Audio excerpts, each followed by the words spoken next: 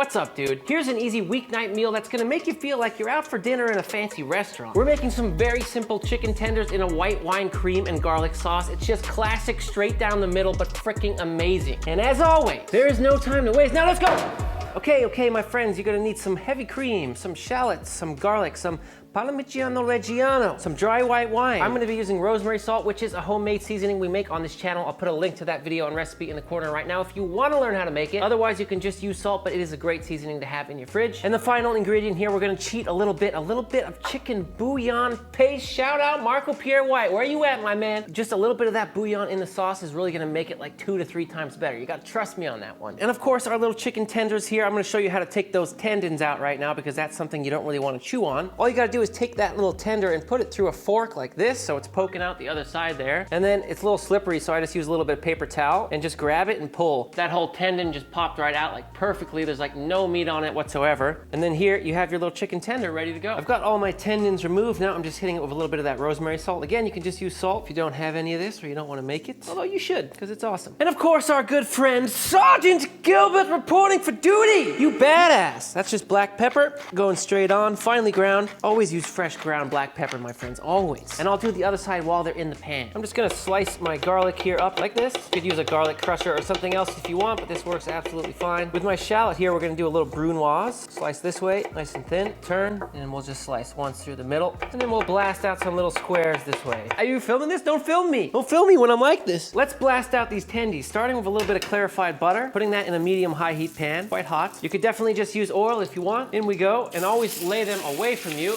Starting to get a little crowded, but we're gonna make it work. I'm gonna season up that other side right now. When these are nice and golden brown, we give them a flip. Only took about 90 seconds. Definitely don't wanna overcook these. These little tenders cook insanely fast, so I just cooked them for another 30 seconds on the other side. I'm gonna get them out right now. They're just underdone, and so that's what we want. We wanna finish them in the sauce, not in the pan right now. So take them out. They've been in here 2 minutes, no longer. Let them rest. Pan's on medium heat right now. Going in with my shallots and garlic. Definitely wanna build this sauce in the same pan that you cook the chicken in. That's all that flavor on the bottom of the pan is gonna end up in the sauce, is exactly what we want. And since the shallots and garlic are cut so small, only needs a little over a minute in here, just till nice and fragrant and lightly golden brown. At this point, I'm adding in my dry white wine and continue scraping off the bottom of the pan. This is really where you're gonna pick up all that fond. Fond is just the term for all those little brown bits that get stuck to the bottom of a pan when you cook something or roast something, whether it's in the oven or in a pan on the stove, doesn't matter. As you can see, we're already getting this beautiful golden brown color just from picking up all that fond. And I like to cook the alcohol down until it's almost gone when I'm working with most alcohol in most dishes, not for everything. There's always gonna be a little bit of alcohol left over. You don't completely burn it off. That's a common misconception, but you get most of it out. Don't give this to a baby, you know? I don't think babies should be eating this anyway. Pan is almost dry, as you can see. In we go with the cream. Ooh, ooh, ooh.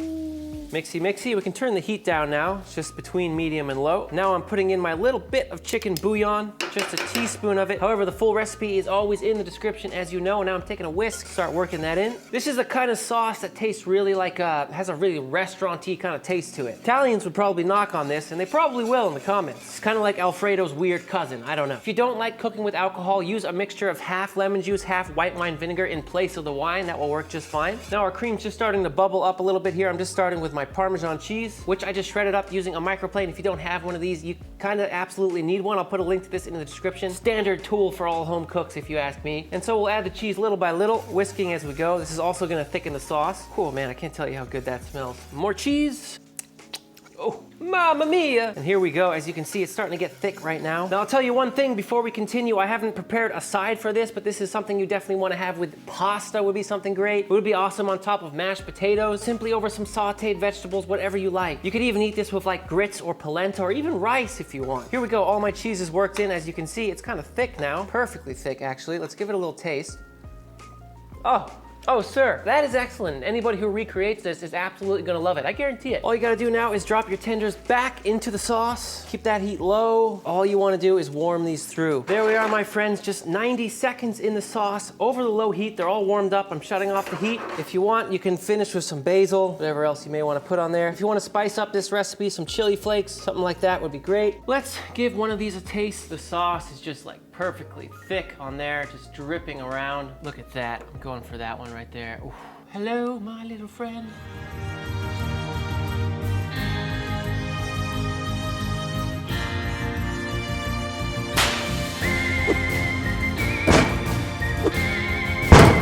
For me, after working in restaurants for 17 years, 18 years, I don't know, a long time. This is very basic, but so freaking good, man. The classic recipes are always good for a reason. This is absolutely a 10 out of 10. It's just a winner. I'm bringing in my cameraman, Marcus, for a taste. We gotta have him taste it. It's part of the show. Which one should I get? Whatever you want. I'm just standing here because the mic is there. You're gonna love it, Marcus. Right? I mean, this is It's so hot. It's mad good. Even though I just burnt my mouth. Yeah, you didn't have. Why'd you eat the whole thing in one go, man? I don't know. Was like, I don't know how to do it. Try that one. Just take, you're a right. bite. Yep. Just take a bite. Don't eat the whole thing. What the? Why are you eating the whole thing? You ate the whole thing. I just said don't eat the whole thing. Marcus is on one today, man. We didn't plan this. Oh, that hurt. Yeah, I bet it did. Anyway, what's your consensus, Marcus? It's delicious, right? Until next time, you know I love you and I'm out.